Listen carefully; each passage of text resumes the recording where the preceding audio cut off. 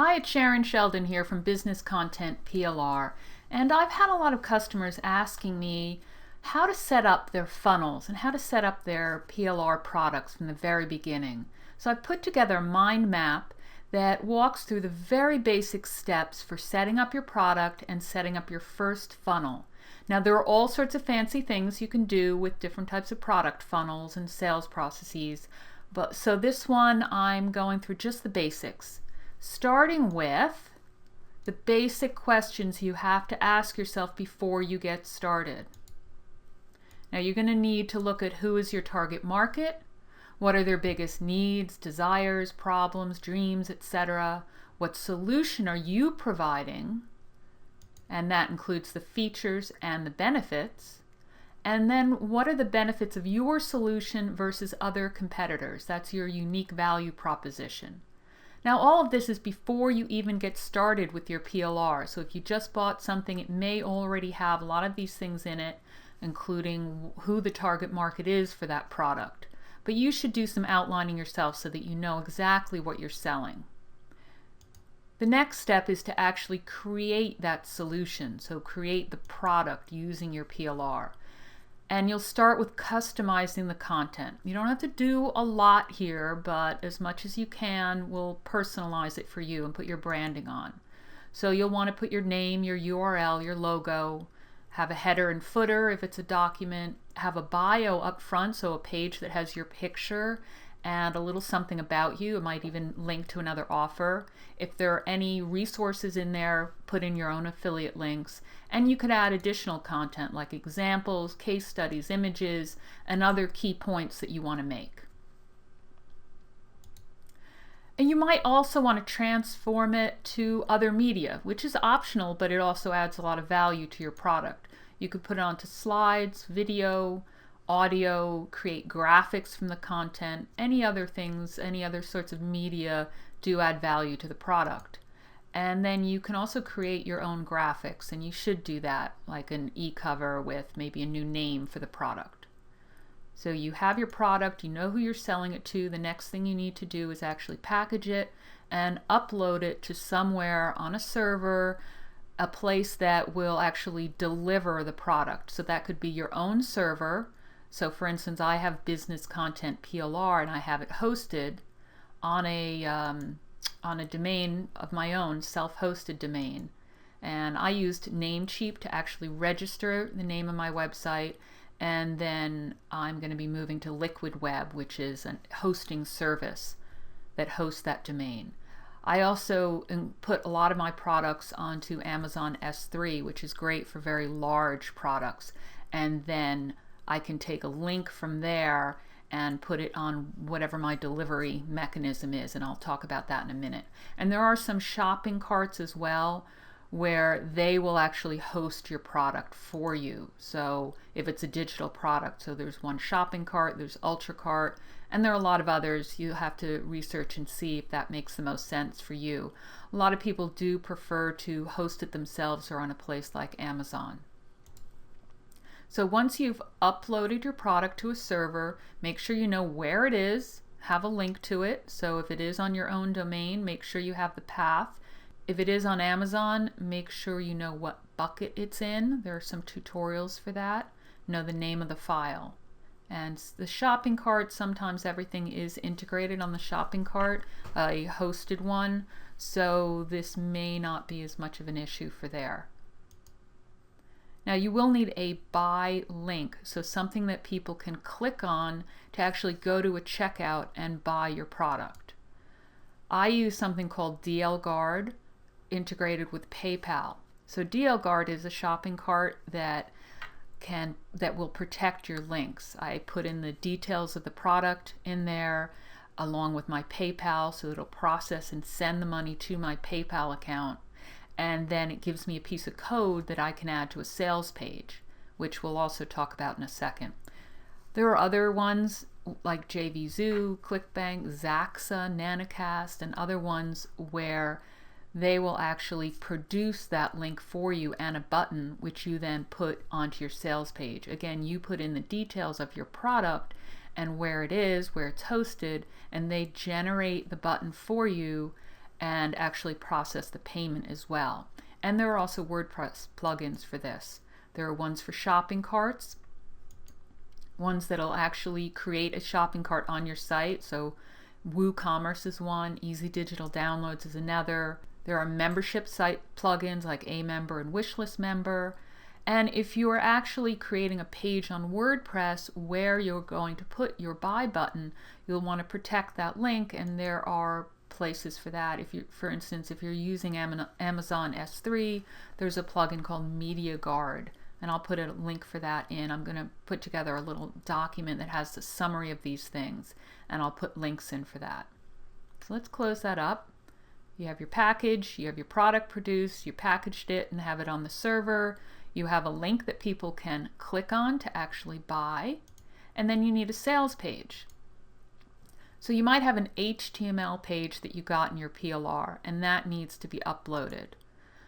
That you would upload to your server, and you'd need to edit it first, put in your graphics and your buy link.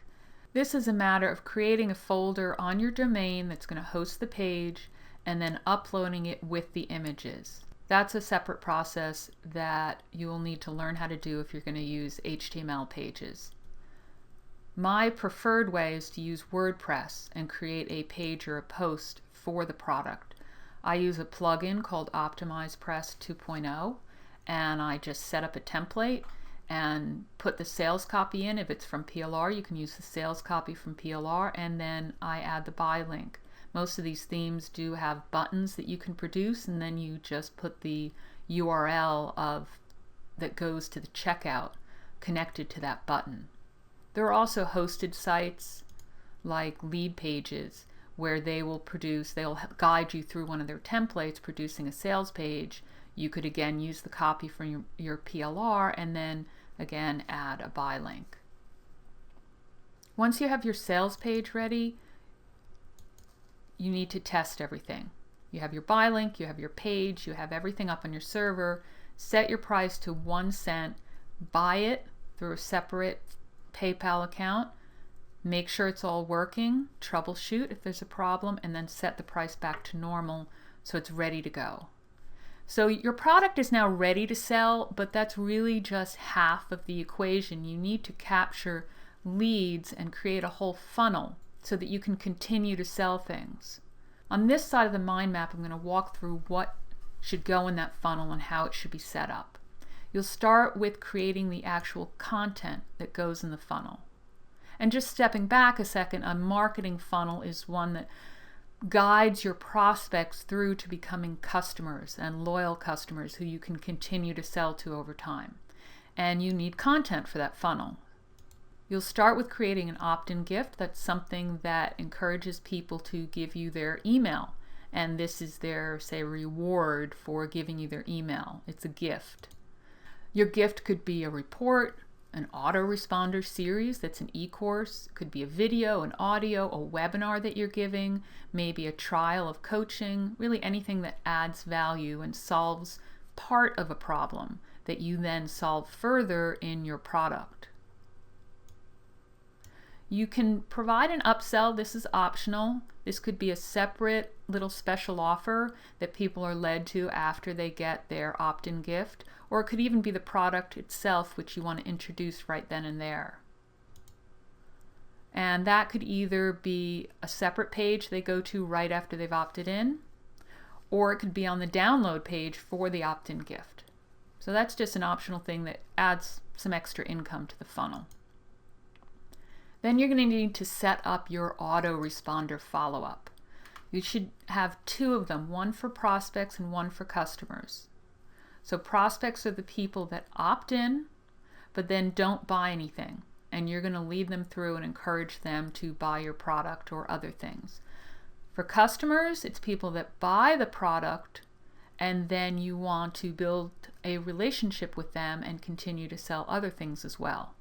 So your autoresponder series is your series of emails that you're going to send to people. You'll also want to identify other products to promote. This is a good thing to do up front if possible, because it will guide you through what you want to put in those autoresponders. So if you've created all your content for your funnel, all the things you want people to look at. Now you need to create the pages.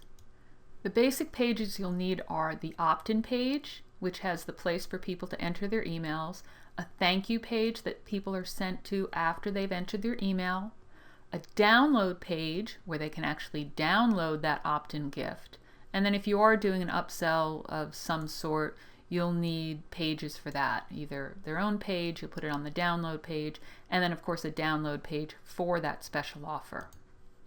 So those are the main pages you'll need in your funnel. It's really just the opt-in page, thank you page, download page, and of course there are also the pages that you created for the product itself, the sales page, and you'll need a download page for that as well.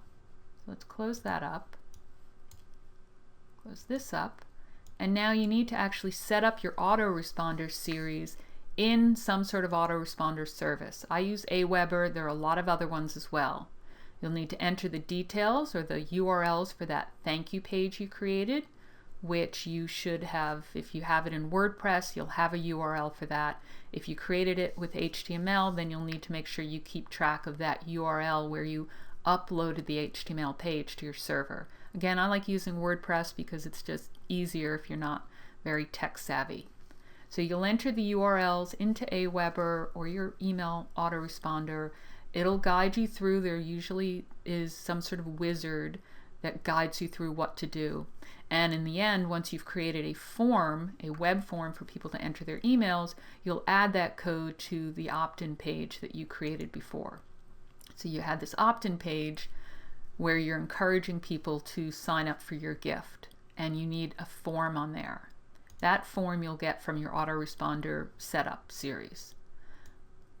You'll need to enter all those emails you created before. If you remember, we did a marketing funnel content and you did an Autoresponder follow-up series.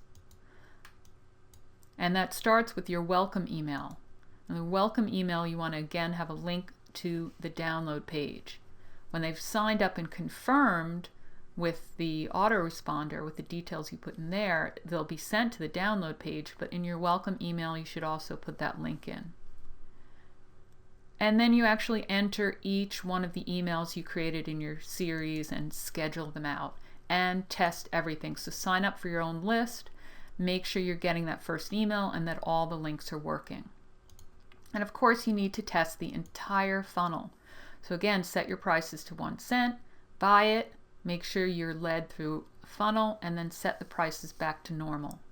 And just stepping back a second, for the Autoresponder series, I talked about the ones that are for the opt-in page, but you'll also want to set up one for customers. So you created one, but you'll need to also set up a separate list in here that's for your customers, and depending on what system you decide to use over here for actually delivering things, you will need to enter an email that they're sent to. For instance, let me go back a second. On the sales page, or actually on the buy link, I said I use DL Guard and PayPal. Now in DL Guard, I'm able to integrate with my Aweber with a specific list. So when people buy something, they're added to my Aweber list, and then they start with whatever series I've set up of emails. So it's a separate list that I set up. Now that's starting to get a little bit more complicated, but you'll need to follow whatever Autoresponder series instructions you have, and depending on what system you decide to use, whether it's JVZoo or DL Guard or something else, make sure you're integrating with a list in your Autoresponder. So you'll have 2 lists there that you'll set up. One is for your prospects who opt in, and then one is for customers who actually purchase a product. You test the entire funnel, and then you start spreading the word with all your marketing. Make sure you drive people to your opt-in, and you could drive people directly to the product sales page as well and skip that part. But even if you do that and you're sending them to the sales page, you're going to want to make sure that they end up on a customer list. So I hope that wasn't too complicated for you. I did try to simplify it. I'm going to give you a separate document that shows the very, very basic process and sales funnel you can use to just get started, and some of this content as well in the form of a checklist as a reminder. Let me know if you have any questions.